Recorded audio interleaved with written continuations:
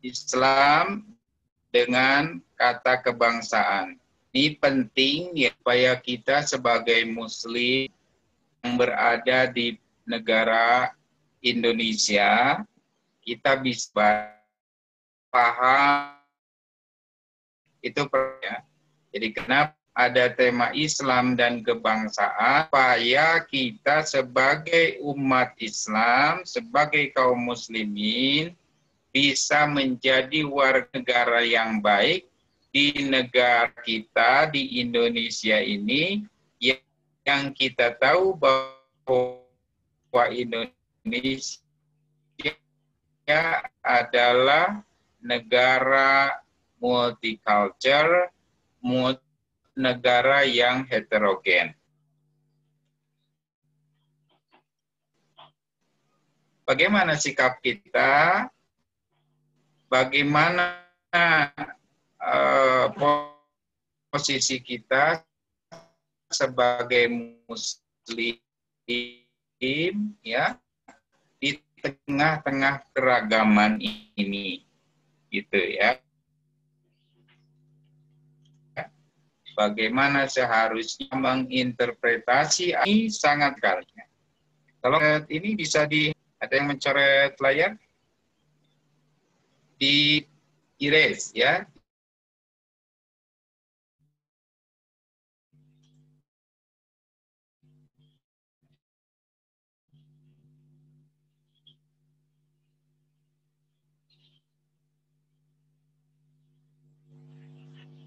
Ya Pak, sebentar.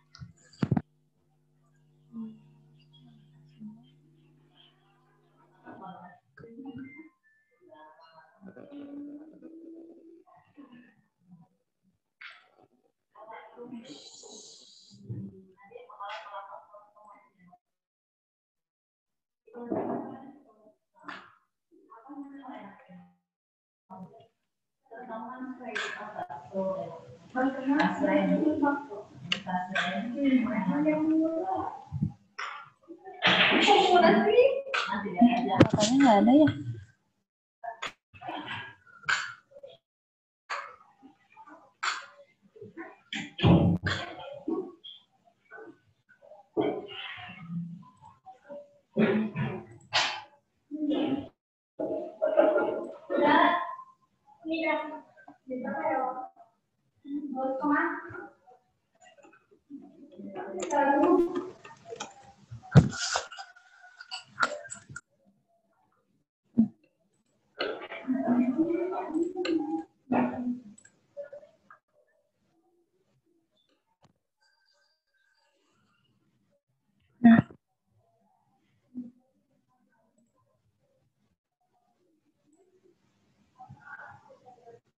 Bisa Pak?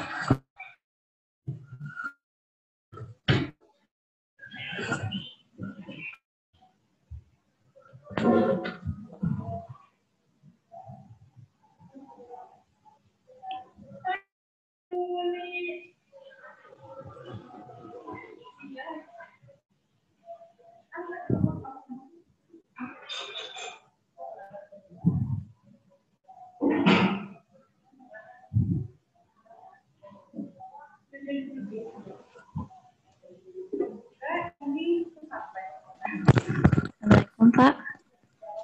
Tolong suara siapa yang berisik? Bisa di-unmute? Baik. Mohon maaf ini kayaknya sinyal kurang stabil ya.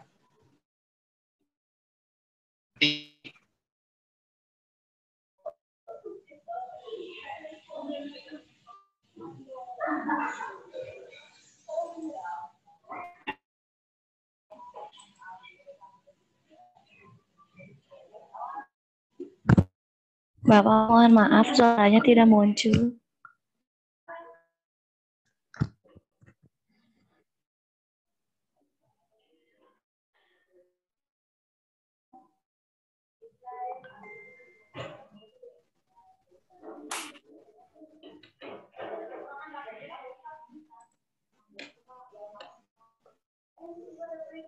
Baik.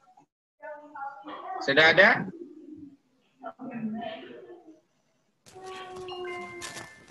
Bismillahirrahmanirrahim. Sudah ada suara saya? Sudah, Pak. Sudah ada, Sudah, Pak. Pak. Sudah, Pak. Baik. Mudah-mudahan ini tidak terlalu sering ya keluar masuknya. Mohon maaf. Tapi mudah-mudahan tolong ya yang ini suara berisiknya di-unmute dulu. Di-unmute aja dulu. Biar saja yang bicara ya dulu. Biar nggak terlalu bising. Baik. Mudah-mudahan kajian kita pada pagi hari ini tentang kebangsaan ya, tentang wawasan kebangsaan Indonesia, terutama dalam posisinya kita sebagai kaum muslimin, sebagai umat Islam yang hidup di Indonesia. Bagaimana seharusnya kita sebagai muslim tinggal di Indonesia yang notabene Indonesia adalah negara yang heterogen, yang majmuk, ya banyak, bukan cuma umat Islam yang ada di Indonesia. Bagaimana kita sebagai muslim ya memaknai keislaman, memahami keislaman juga memahami keindonesiaan. Jadi ini kita mencoba untuk mengkontekstualisasikan ajaran Islam dalam bingkai keindonesiaan, ya.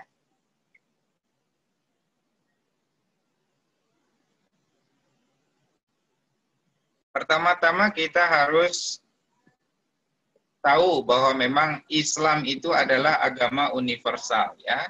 Agama universal yang Islam itu sholihun likulli zamanin wa makanin. Islam itu adalah agama yang cocok untuk setiap tempat dan setiap waktu, ya. Itu bahwa sama Indonesia dan bahkan sampai sekarang dipeluk oleh mayoritas bangsa ini. Allah Subhanahu wa taala berfirman tentang keuniversalan Al-Qur'an, keuniversalan Islam, wa ma arsalna lil alamin. Dan tiada kami mengutus kamu, wahai Muhammad, melainkan untuk menjadi rahmat bagi semesta alam. Jadi ini dalil dalam Al-Qur'an yang menunjukkan bahwa Islam itu memang untuk seluruh alam semesta, seluruh alam semesta ini, gitu ya. Nah, kita tahu Islam pertama kali masuk ke Indonesia, ya. Ada satu teori yang mengatakan Islam datang ke Indonesia sejak abad ke-7 Masehi. Dibawa oleh para pedagang, ya, dari Arab, Persia, Gujarat, menyebar melalui perdagangan pertama, ya, karena para pedagang yang pertama kali menyebarkan itu, ya, walaupun mereka juga sebagiannya adalah dai, ya, para pendakwah, tapi pertama-tama Islam masuk ke Indonesia dengan cara perdagangan, perniagaan. Kemudian dari situ ada pernikahan, ya. Kemudian dari situ ada pendidikan terutama kepada anak, kepada keluarga, gitu ya. Setelah itu ada tasawuf. Tasawuf ini berperan sangat penting dalam penyebaran Islam karena ajaran Islam, ya, model yaitu model pendekatan pada Allah Subhanahu wa taala itu sangat relevan dengan karakter keagamaan, kepercayaan orang dengan karakter, ya, dengan cara pandang, dengan perilaku orang Indonesia asli. Kemudian juga Islam menyebar dengan kesenian, dengan wayang, golek, dengan musik tertentu, ya, digunakan oleh para wali untuk menyebarkan Islam di Indonesia. Juga dengan politik, ada pendekatan politik sehingga kita mengenal ada ada kerajaan-kerajaan Islam, ya, ada kerajaan Raden Patah menjadi raja, ya.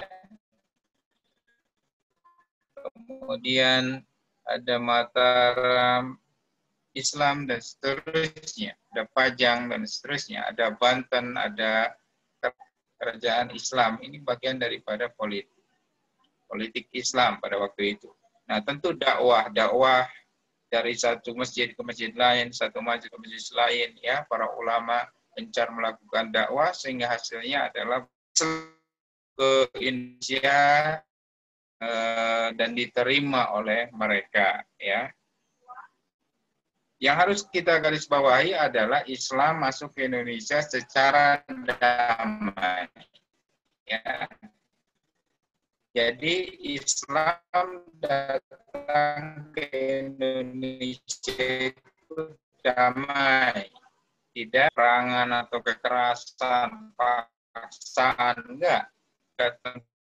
Tertentu, ya, mungkin personal, mungkin institusional, walaupun pada akhirnya ada usaha yang masif, ya, dengan politik, dengan kita bisa menyaksikan sekarang bahwa Indonesia adalah negara dengan jumlah pemeluk Islam yang paling banyak di dunia. Nah, peran Islam di Indonesia bagaimana? Jelas, Islam atau umat Islam sangat berperan dalam terhadap bangsa Indonesia. Umat Islam, terutama para ulama yang menggerakkannya, memiliki peran yang sangat besar terhadap bangsa Indonesia. Kita bisa lihat bagaimana Indonesia bisa bersatu seperti ini. Dan Islam, perasaan Islam, ada ukhuwah Islamiyah. Nah, di sini Islam mempersatukan. Murid-murid para wali songo misalnya yang kemudian menyebar ke seluruh penjuru Nusantara, menjadi guru-guru ngaji, menjadi kiai-kiai pesantren, mereka satu sama lain terhubung.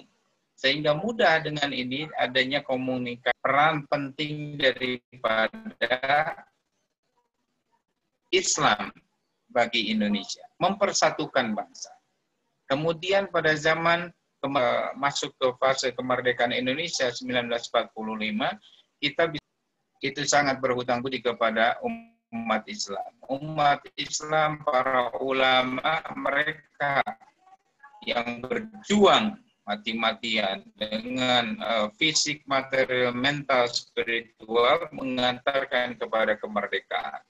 Bahkan mempertahankan setelah Indonesia banyak sekali rongrongan dari luar, ya, kita kenal ada ada 10 November Bung Tomo atas instruksi dari Syekh Akbar, ya, Kiai Haji Hashim Asy'ari sebagai ketua Nahdlatul Ulama, pendiri dan ketua Nahdlatul Ulama pada waktu itu. Nah, dengan resolusi jihadnya, dengan dengan jargon bahwa memperjuangkan Indonesia adalah jihad, umat Islam semuanya bergerak dan terus berusaha untuk mempertahankan kemerdekaan Indonesia.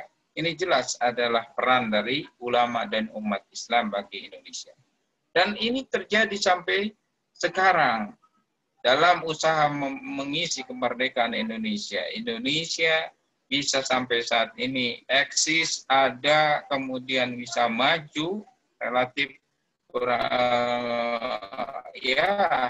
ada kekurangan, ada kelebihan dalam pemerintahan Indonesia, tapi bagaimanapun umat Islam, ulama-ulama Islam ini sudah memberikan kontribusi yang luar biasa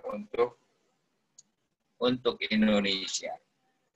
Walaupun memang di sana sini ada usaha-usaha terkait dengan bagaimana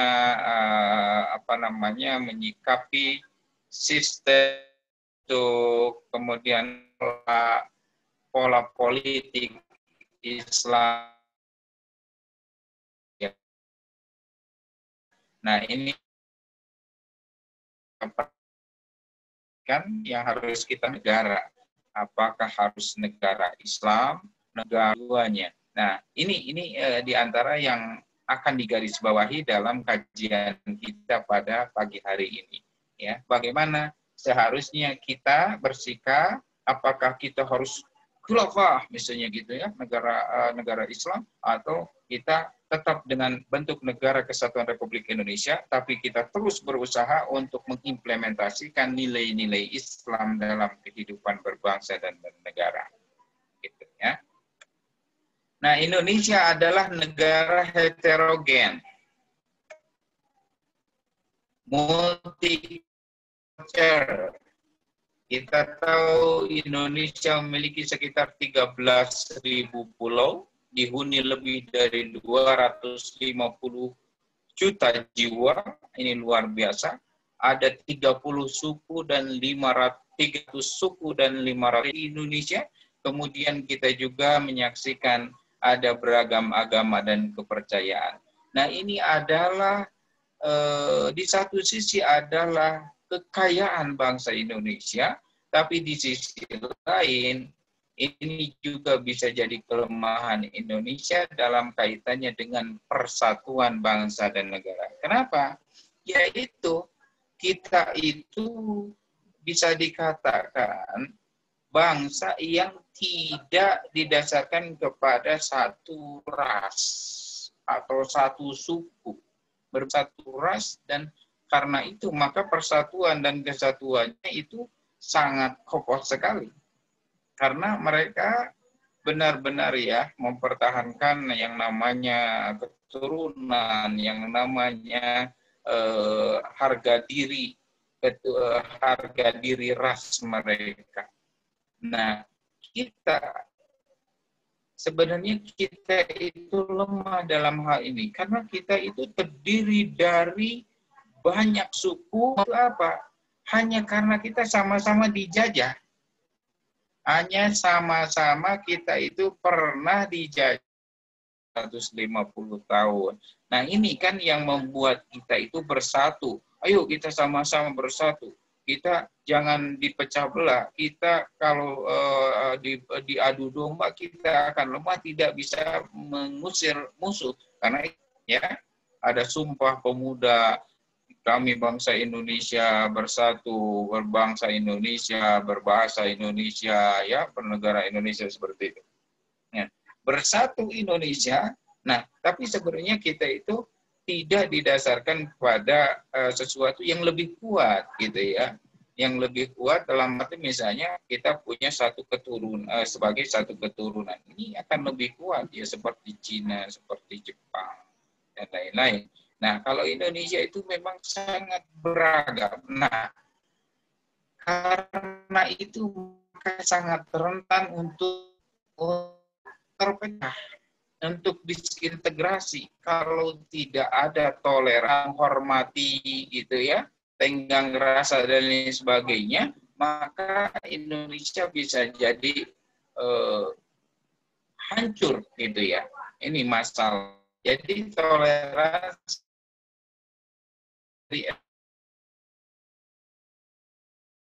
Republik Indonesia. Kita bisa ngotot misalnya sebagai umat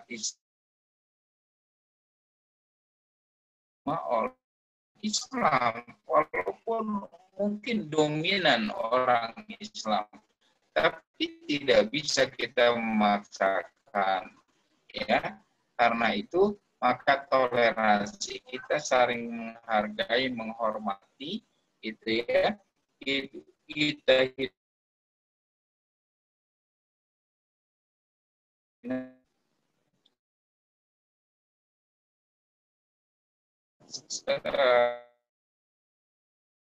ingin sabitul khairat, di sini kita berlomba-lomba dalam kebaikan gitu ya. Jadi di sini ya kita penting untuk itu ya, untuk menguatkan kita supaya tetap bersatu, tak berbeda-beda. Ini yang akan kita bahas lagi ya. Nah, Indonesia adalah negara kesepakatan. Jadi bukan agama keturunan misalnya ya, atau pemberi atau negara kesamaan atau negara agama, negara Islam itu bukan negara Islam, bukan.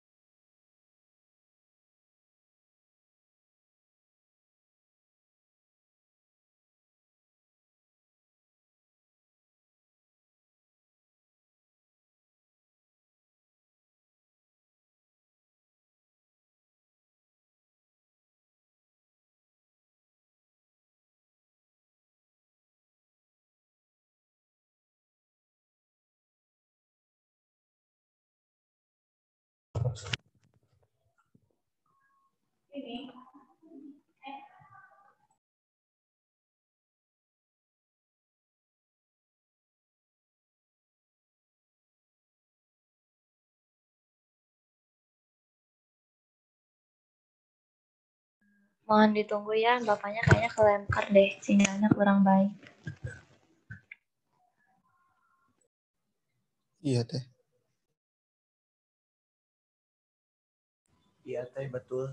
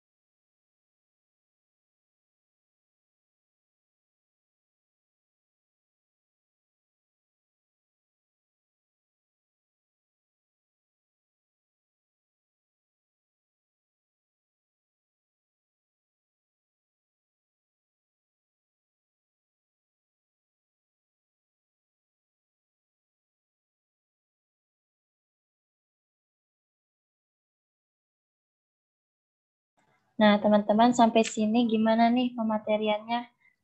Bisa dipahami? Insya Allah tuh.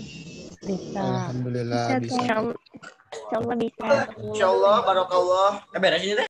Siapa nih? Coba satu orang ada yang mau menyampaikan hasil pemahamannya enggak nih? Boleh deh. Oke, siapa? Raise hand dulu. Ini Rian. Oke, Riyad. Silakan Riyad. Ya, katanya Islam itu agama universal seperti disebutkan dalam Quran surat Al-Anbiya ayat 107. Dan Islam masuk ke Indonesia melalui para pedagang Persia, Arab, dan Gujarat pada abad ke-7 Masehi melalui damai dan juga seperti pernikahan yang kayak gitu.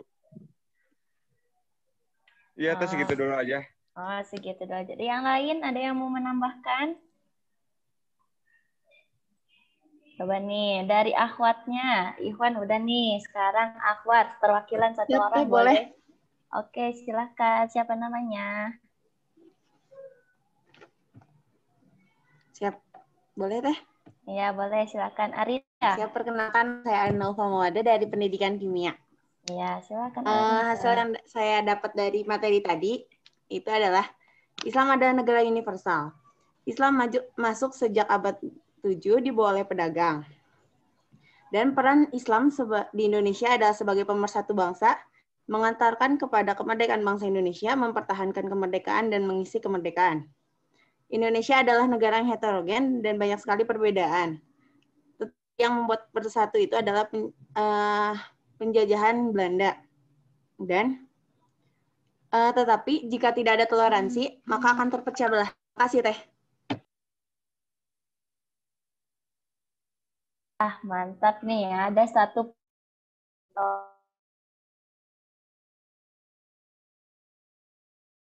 jadi Islam dan kebangsaan ini kita tahu gitu ya bahwa masyarakat Indonesia itu dominannya itu yang beragama Islam. Tapi kita lihat berkaca dari kehidupan kali ini juga yang mengaku Islam saja itu masih banyak perbedaan-perbedaan gitu ya.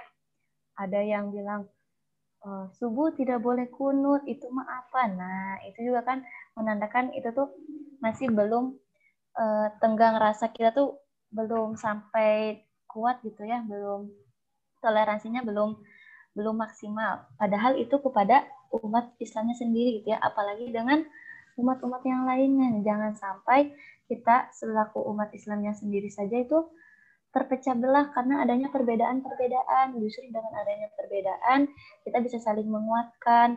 Nah, dengan adanya perbedaan kita jadikan perbedaan itu suatu pilihan kita gitu ya, yang berbeda dari umat-umat yang lainnya.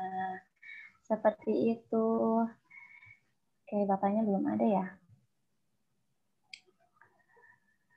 Nah, dari sini sudah ada yang mau ditanyakan belum? Tadi sampai mana ya saya bicara ya? Sampai toleransi, Pak.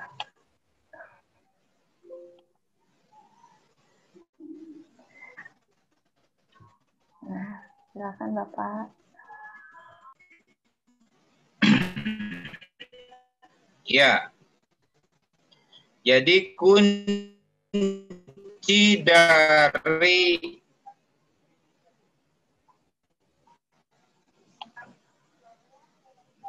negara kita agar tetap ada, eksis, menjadi negara, itu adalah toleransi, ya. Karena susah sekali kita itu ya sebetulnya, karena kita multicultural, jadi banyak sekali kepentingan, satu sama lain ingin menang, begitu. Ya, kalau tidak ada toleransi, ini bisa bertabrakan interest, bertabrakan keinginan. Maka di sini satu lain hargai. Nah, ini adalah negara kesepakatan, bukan hanya satu unsur, golongan, ya, atau keyakinan agama, tapi kita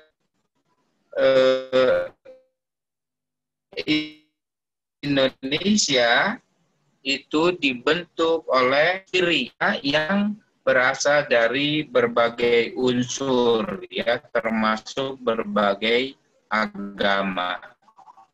Nah, Indonesia karena itu dikatakan sebagai Darul Ahdi, negara kesepakatan.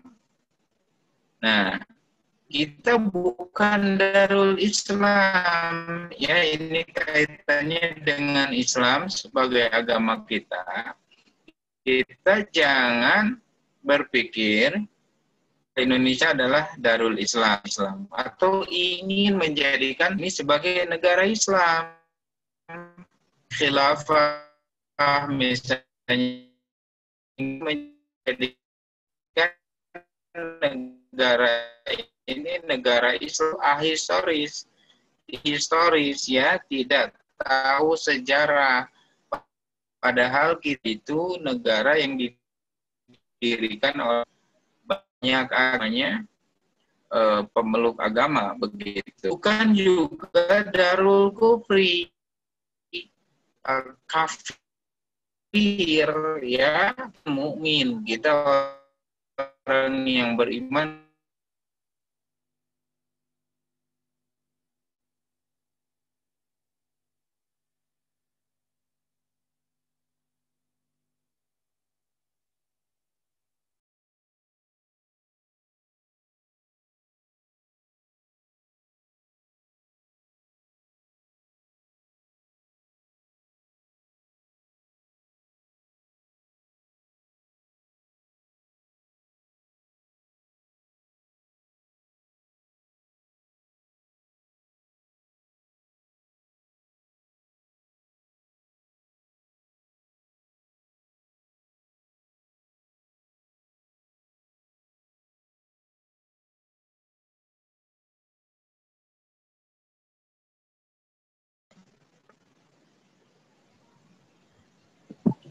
kita lanjutkan ya.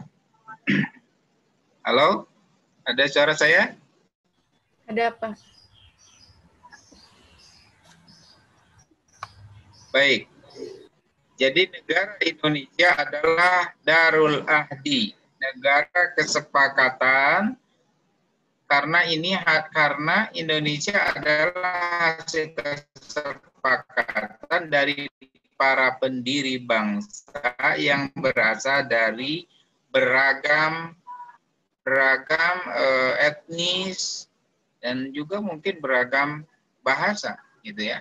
Tapi kemudian mereka bersatu dengan Sumpah Pemuda, satu bangsa Indonesia, ya, satu bahasa Indonesia, dan seterusnya. Menghasilkanlah apa yang disebut dengan Indonesia, ya, didirikan oleh para pendiri bangsa, bukan negara agama apapun termasuk agama Islam, bukan darul kufri, negara kafir, karena kita juga mukmin beriman kepada Allah, bukan darul harbi, negara perang, negara yang sedang perang, yang kacau. Karena itu bagi sebagian dikatakan, ya, karena berpikir bahwa ini Indonesia belum nggak aman, Indonesia adalah negara kafir, maka mereka melakukan aksi-aksi seperti di negara yang sedang perang, misalnya bom bunuh diri, menghancurkan bangunan dan lain sebagainya. Nah, kita pahami Indonesia adalah Darussalam, negara damai, negara keselamatan, ya. Negara Indonesia adalah Darussalam, negara yang mungkin, ya, Islam, ya, dan memang bukan negara Islam, ya, tapi orang-orangnya mukmin, orang-orangnya ini Islam, Muslim, ya. Jadi negara kita adalah negara yang dihuni oleh umat Islam. Begitu nilai Islam diterapkan dalam kehidupan berbangsa dan bernegara. Tentu secara konstitusional. Harus kita catat, Indonesia adalah negara yang dilandaskan kepada nilai-nilai keislaman. Walaupun bukan negara Islam, tapi nilai-nilai Islam bisa diaktualisasikan dalam kehidupan kita, masuk ke dalam undang-undang dengan cara konstitusional. Oke. Nah, memang berbicara tentang model hubungan antara Islam dan negara ini, ya, dalam Islam sendiri memang ada beberapa pendapat. Ini tokoh-tokoh Islam di zaman modern ini, ya. Tidak ada para scholar ini sebenarnya berusaha untuk memisahkan antara urusan keagamaan dengan urusan kenegaraan.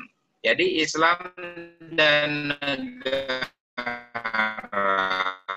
menurut mereka, ini diantara pemikirnya ada Ali Abdul Aziz dari Mesir, Nah, dia mengatakan bahwa Islam itu tidak berbicara tentang Islam adalah agama, negara adalah urusan dunia, gitu ya, urusan pemerintahan. Yang kedua, fundamentalis. Fundamentalis ini mengusung ide kesatuan Islam dan negara. Nah, menurut mereka, Islam itu mengatur segala urusan kehidupan, termasuk urusan ketatanegaraan, urusan pemerintahan. Karena itu Islam harus mengurusi negara. Ya, makanya di sini ada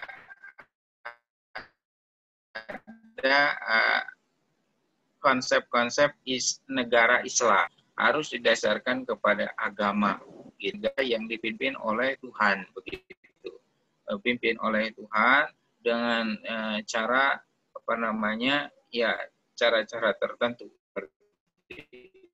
Intinya adalah mereka mengusung kesatuan din wa daulah, agama dan negara, gitu ya. Yang ketiga, substansialis. Di antara keduanya, dia itu mengusung nilai-nilai religius masuk ke dalam sistem negara, walaupun tidak ingin menjadikan negara itu negara agama, gitu ya. Jadi negaranya tetap negara itu, misalnya Indonesia, ya, Indonesia, tapi kemudian nilai-nilai Islam masuk ke dalamnya. Jadi substansinya bukan penampilan atau namanya, gitu ya, bukan namanya harus negara Islam. Namanya tidak perlu negara Islam, tapi di dalamnya diimplementasikan nilai-nilai Islam. Ini substansialis. Jadi ada 3 model, ya. Ada 3 model hubungan antara Islam dan negara. Ada model sekuler yang bukan agama dan negara, ada yang modelnya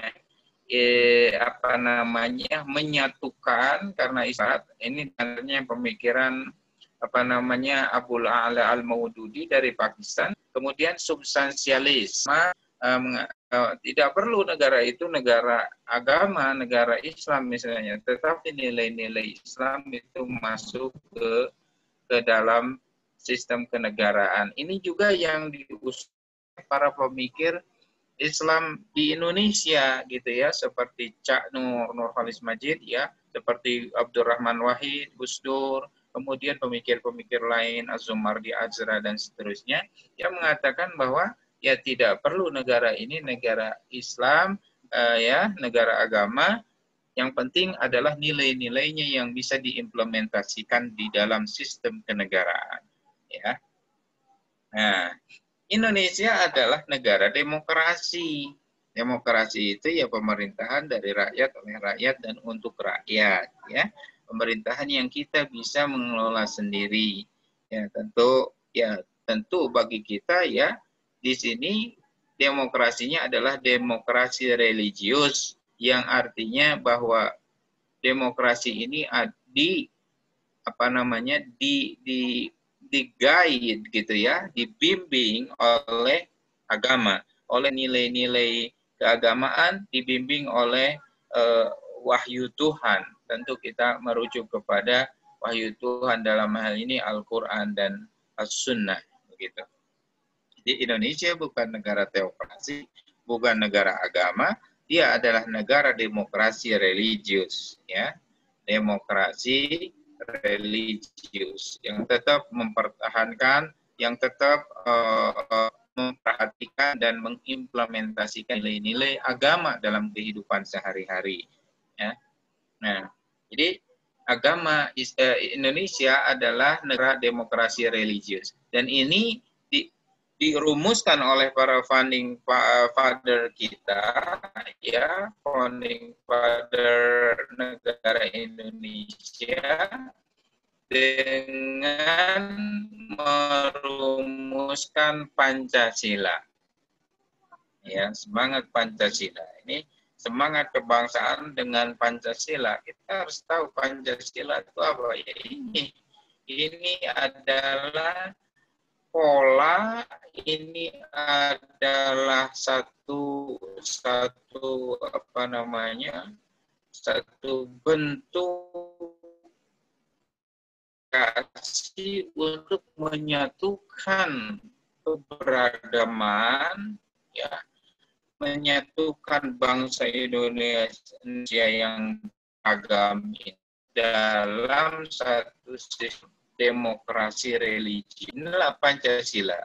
Maha Esa, kemanusiaan adil dan beradab, persatuan Indonesia dipimpin oleh hikmah kebijakan permusyawaratan perwakilan, keadilan sosial bagi seluruh Indonesia. Dan kalau kita lihat, ini tak ada yang bertentangan dengan Islam, bahkan bisa dianggap sesuai, ya. Pancasila itu yang tadi saya katakan 1, 2, 3 banyak itu sangat sesuai dengan Islam. Tentang ketuhanan yang Maha Esa, Tuhan yang satu.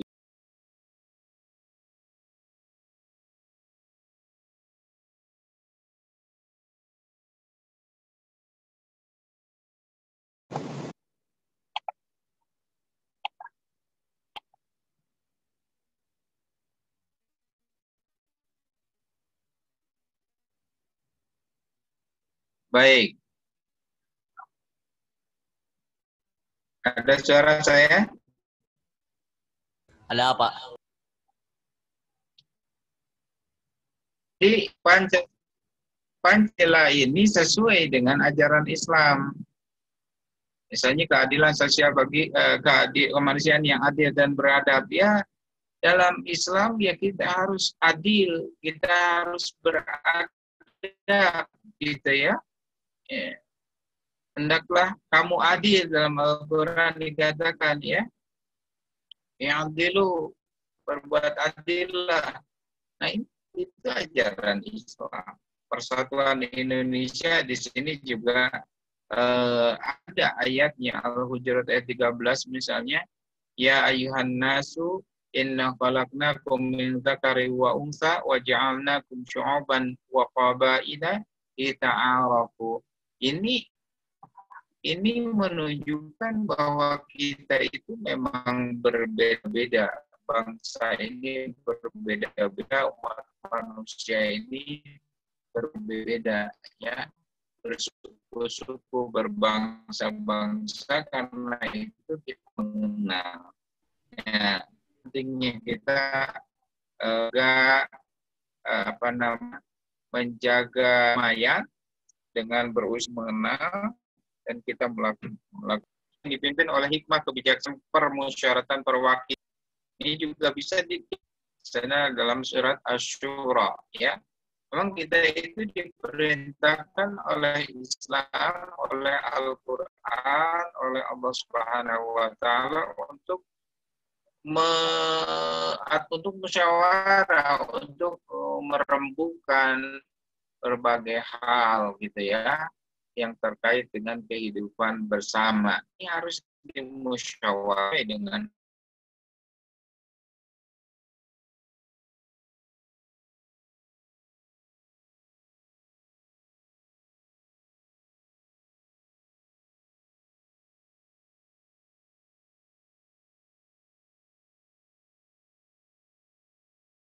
Oke, teman-teman, kalau ada yang mau bertanya, mohon disiapkan pertanyaannya karena sebentar lagi akan memasuki sesi diskusi.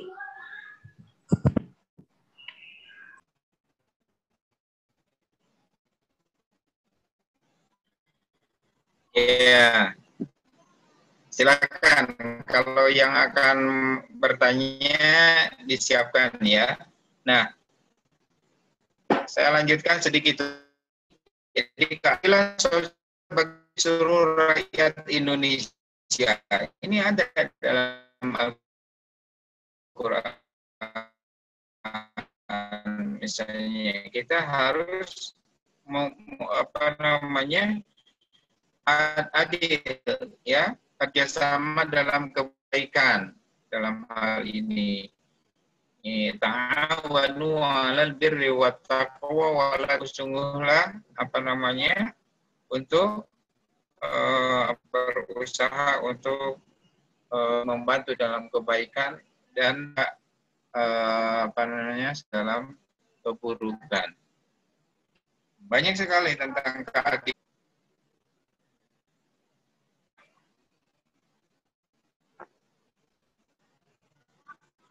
Jadi itu di sini penting sekali untuk memahami bagaimana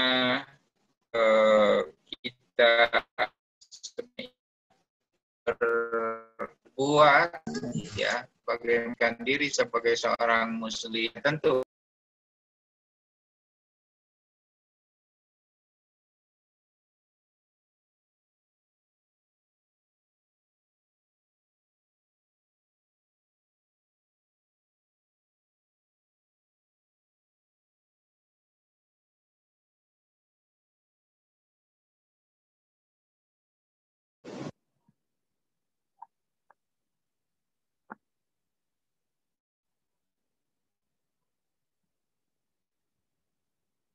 kita menjaga keutuhan negara ini, ya, dengan pilar-pilar yang telah ditetapkan oleh para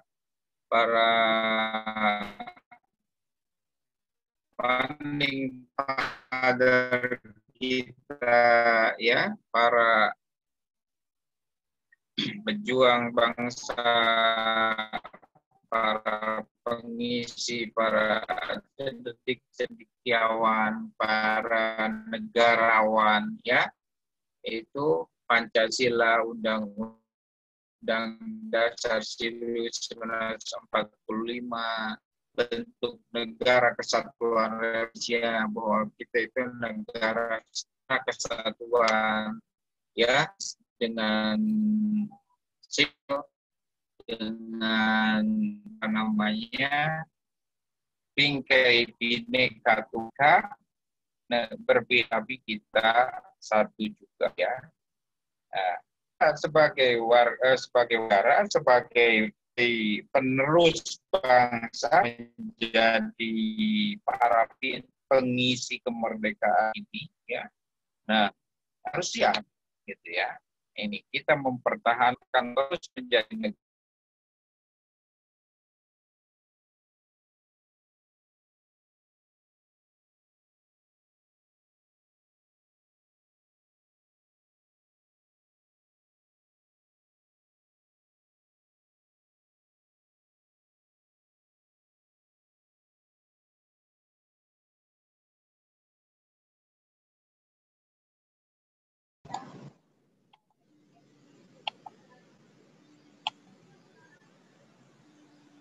Ya,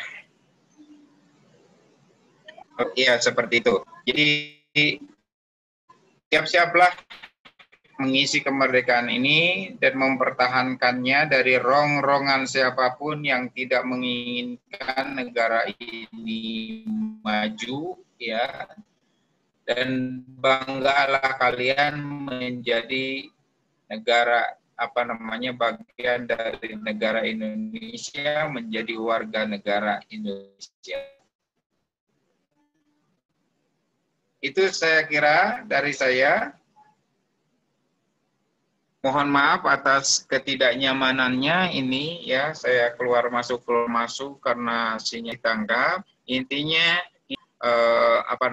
bangga sebagai orang Indonesia. Kita adalah orang Indonesia asli, kita bukan siapa-siapa, dan kita juga sebagai seorang muslim. Tidak ada halangan bagi orang Islam untuk menjadi warga negara Indonesia, dalam arti kita bisa tenang sebagai orang Islam, sebagai muslim. Tidak harus kita menjadikan negara ini negara muslim dan negara Islam, maksud saya.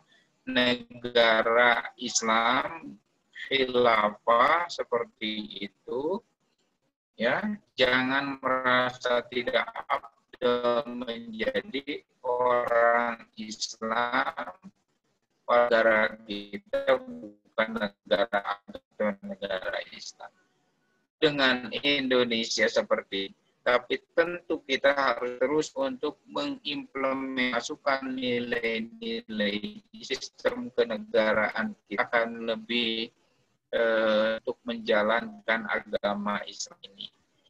Kita berusaha konstitusional, kultural, terus kayakan nilai-nilai dalam kehidupan kita hari. Kita adalah Indonesia, kita adalah. Assalamualaikum warahmatullahi wabarakatuh. Assalamualaikum warahmatullahi wabarakatuh. Nah, baik teman-teman, sudah disampaikan pemateriannya mengenai Islam dan kebangsaan yang disampaikan oleh Bapak Rahman. Bagi teman-teman yang ingin bertanya, boleh saja on-kan mic-nya.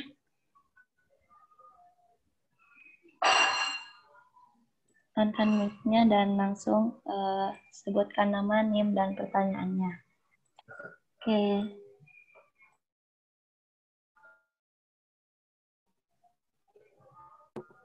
Ada yang mau bertanya? Di sini Teh. Oke, silahkan. Nama Muhammad Fadil Badrus. Nama Muhammad Fadil Badrusidik, NIM 2008821. Untuk pertanyaannya,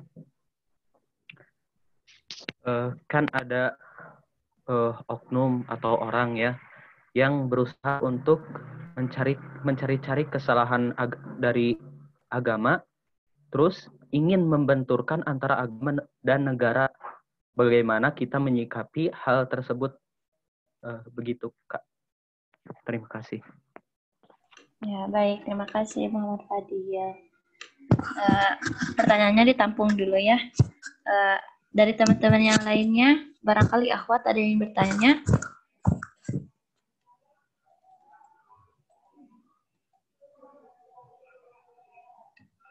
Yo, yang lainnya ditunggu ya. Terus saja pertanyaannya.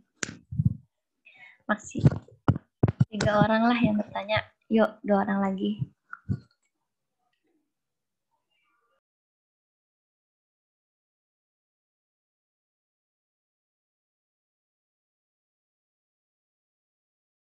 Oke, karena belum ada yang mau bertanya, bisa dijawab langsung oleh Bapak dosen, Pak Cucu.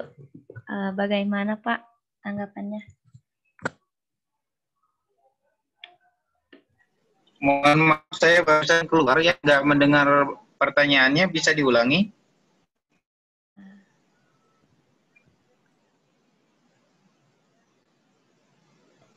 Fadil, bisa diulangi pertanyaannya? Bismillahirrahmanirrahim. Jadi begini Pak, kan ada ya oknum atau orang yang berusaha mencari-cari kesalahan dalam suatu agama, dalam diri agama itu, terus ingin membenturkan agama dengan negara. Nah, bagaimana kita menyikapi hal tersebut? Begitu Bapak. Bisa lebih konkret lagi nggak pertanyaannya dengan contoh lah itu?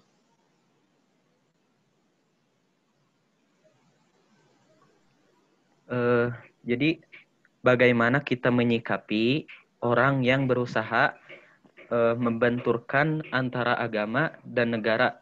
Untuk contohnya ada yang mengungkit-ungkit tentang yang tadi khalifah gitu. Gitu Bapak.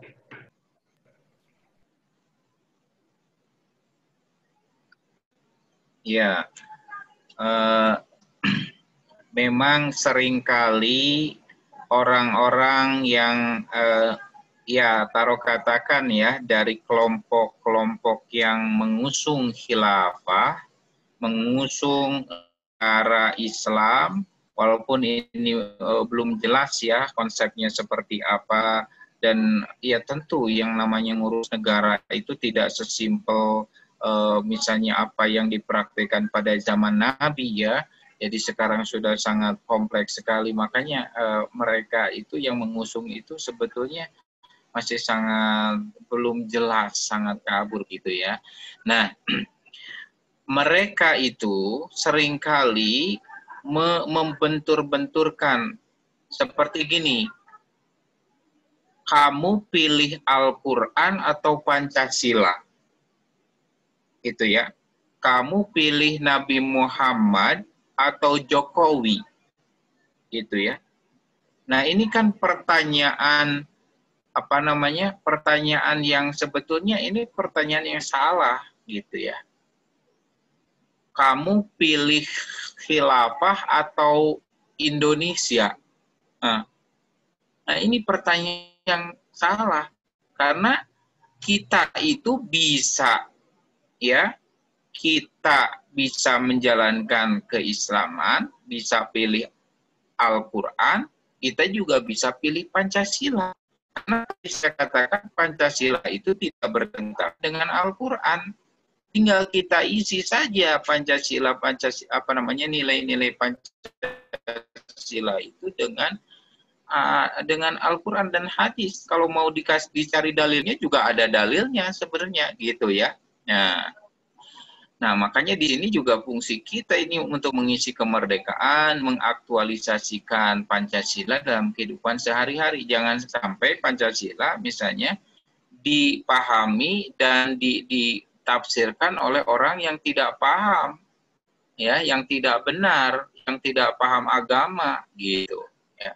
Jadi salah orang yang membenturkan seperti tadi, mau pilih Al-Quran, mau pilih Pancasila, gitu ya. Mau pilih Islam, mau pilih Pancasila, mau pilih Nabi Muhammad, mau pilih Jokowi. Ya nggak gitu ya.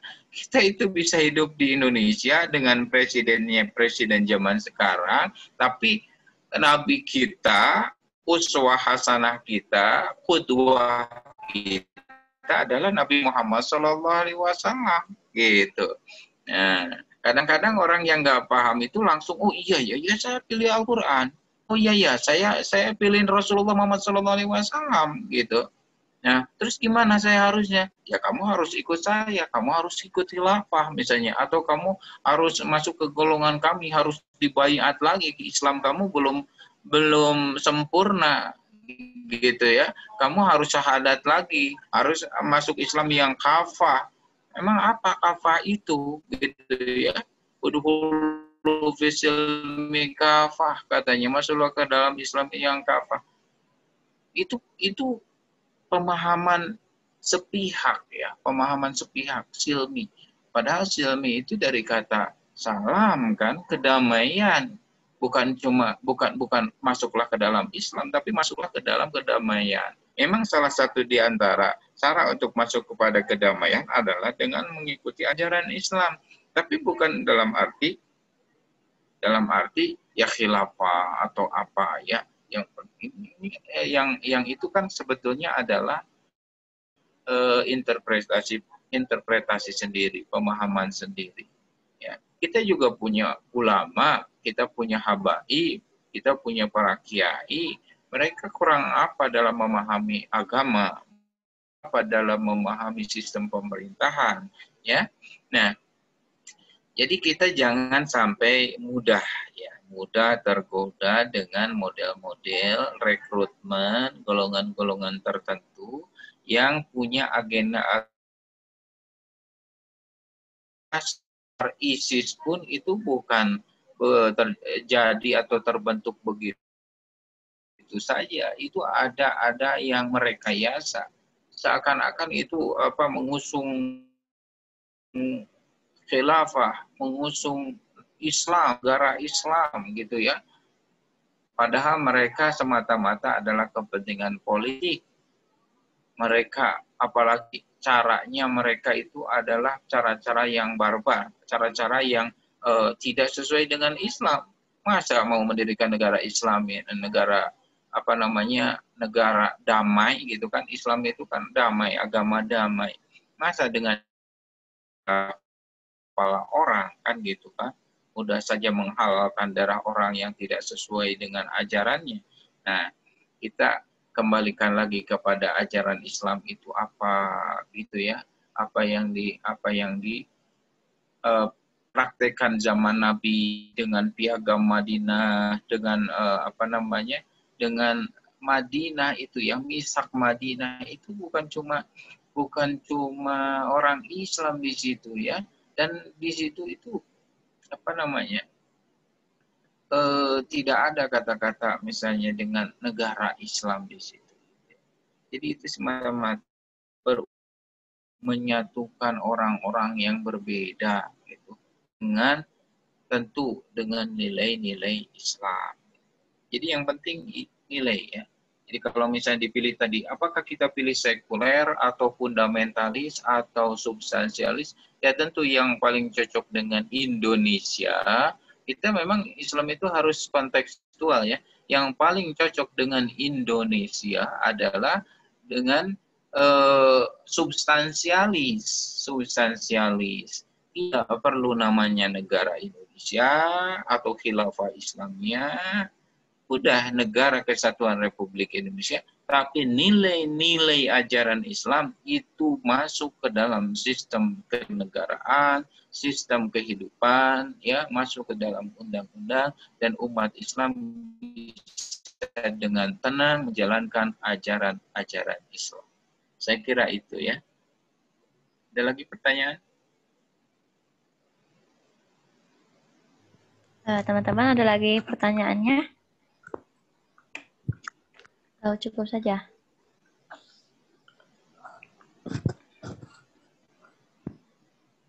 Mungkin dicukupkan saja, Pak, karena waktunya sudah sampai ke penutupan.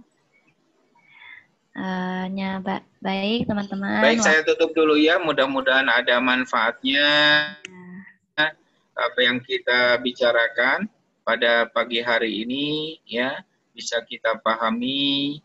Mudah-mudahan kita senantiasa mendapatkan lindungan, pertolongan dari Allah Subhanahu wa Ta'ala. Semoga negara ini tetap jaya, negara ini maju, negara yang penuh dengan keridhaan Allah Subhanahu wa Ta'ala, baldatun thayyibatun wa rabbun ghafur. Sekian dari saya, mohon maaf atas segala kekurangan. Hasbunallah wa ni'mal wakil, ni'mal maula wa ni'man nasir. Assalamualaikum warahmatullahi wabarakatuh.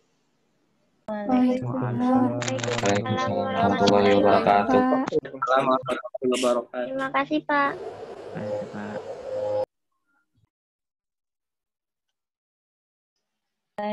Alhamdulillahirrabbilalamin. Terima kasih banyak kepada Bapak Dr. Cucu Surahman, MAG, yang telah menyampaikan materinya yang sangat luar biasa bermanfaat kali ini, yaitu mengenai Islam kebangsaan. Dan teman-teman sekalian, akhirnya kita menuju penghujung acara, yaitu penutupan. Demikianlah rangkaian acara Pekanan Kuliah 2 HPAI Tatap Muka Daring Tutorial PAI DPU Universitas Pendidikan Indonesia semester ganjil 2020-2021. Marilah kita tutup acara ini dengan membaca hamdalah bersama-sama. Alhamdulillah.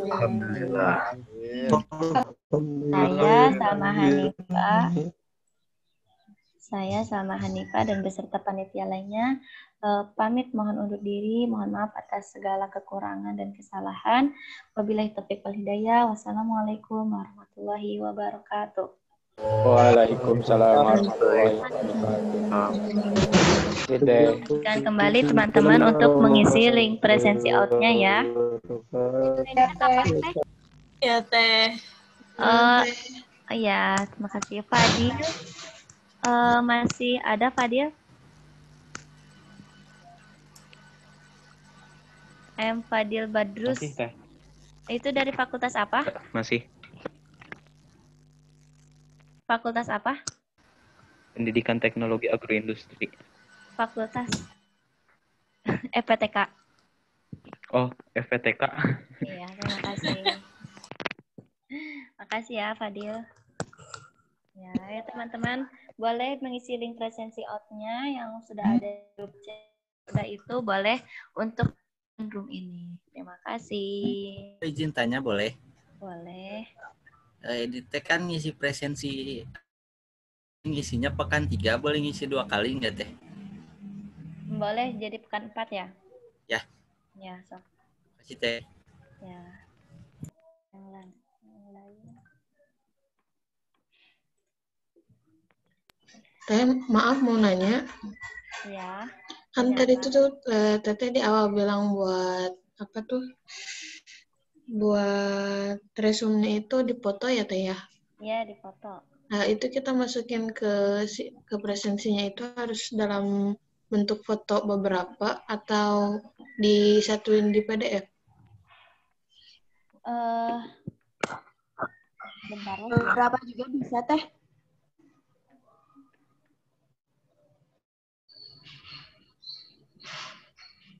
Karena fotonya beberapa soalnya.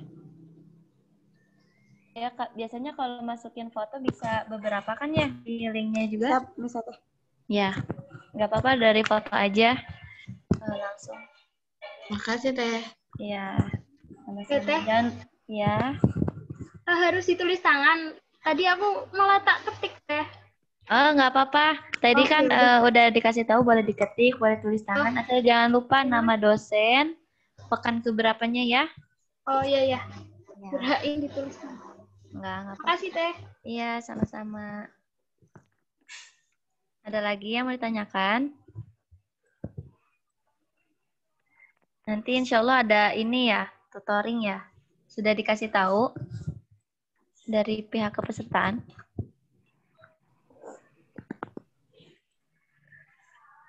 Nah, paling nanti terkait tutoring nanti akan ada sosialisasi dari bidang pesertaannya buat teman-teman.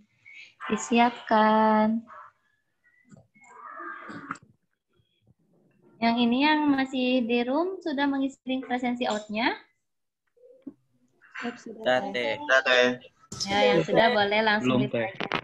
Oh, ya. Yang belum silakan isi, yang sudah silakan leave meetingnya. Terima kasih ya Teh. Makasih Teh. Assalamualaikum. Ya, sama-sama. Waalaikumsalam warahmatullahi wabarakatuh. Izin Teh. Ya, silakan. Waalaikumsalam.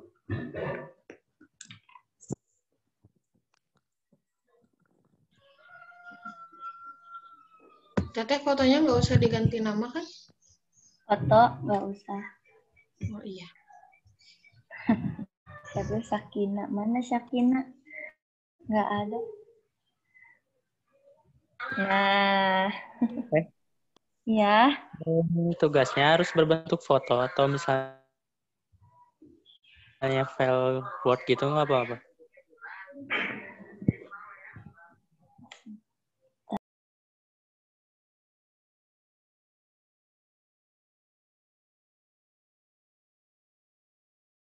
Tapi bisa di-upload gak itu di linknya? Kalau Word. Bisa kan ya? Yang penting kita mengisi resume aja. Minta linknya lagi Teh. Oh ya, sebentar. Teh Siva Aulia Rahma gimana? Resum? Teh ini Teh PDF ya Teh? Boleh PDF, boleh foto. Asal resumnya terkirim. Jangan lupa tadi persyaratannya. Nama, NIM, dosen pemateri, dan pekan keberapa. Kalau Word gak apa-apa Teh? Word? Nggak apa-apa lah.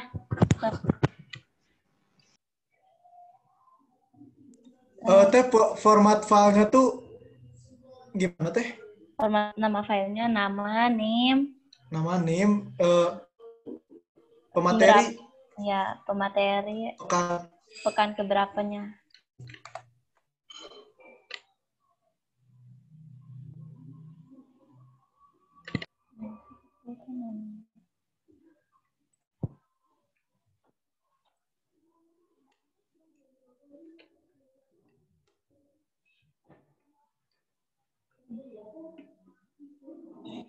Yo, yang sudah boleh langsung leave aja. Teh, kalau di nama filenya nggak ada nama pemateri, tapi di dalam filenya ada nama pemateri, gimana? Nggak apa-apa, asal di luarnya ada nama NIM kan? Pekan keberapanya ada di dalamnya. Ya. Ya, makasih Teh. Ya. Minggu depan melalui YouTube ya, video rekaman YouTube. Harus semangat. Iya lupa. Maaf Kurnia Alamsyah.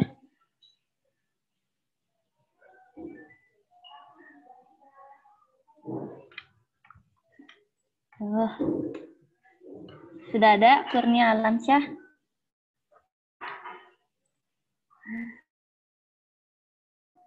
Maaf ya, aduh. Siapa lagi yang belum? Silakan isi 10.50 ya batas terakhirnya ya. Ya, yang sudah mengisi boleh langsung live aja, nggak apa-apa.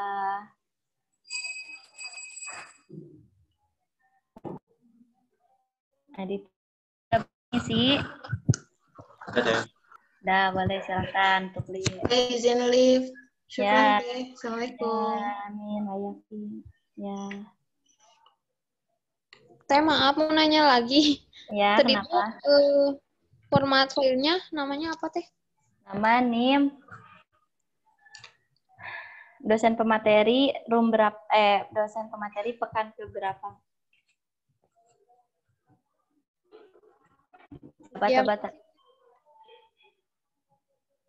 Siapa coba tadi dosen pematerinya? Ada yang masih ingat? Pak Cucu. Dr. Cucu Surahman MAG. Ya, bagus. Yeay. Gimana? Pemateriannya tadi gimana? Seru nggak? Ayo ini yang muda, ini 30 orang. Belum ada mengisi apa bagaimana? Lagi gabut kayaknya Teh. Nah, kalau gabut udah mau di live aja nih semua end meeting ya. Semuanya udah ngisi.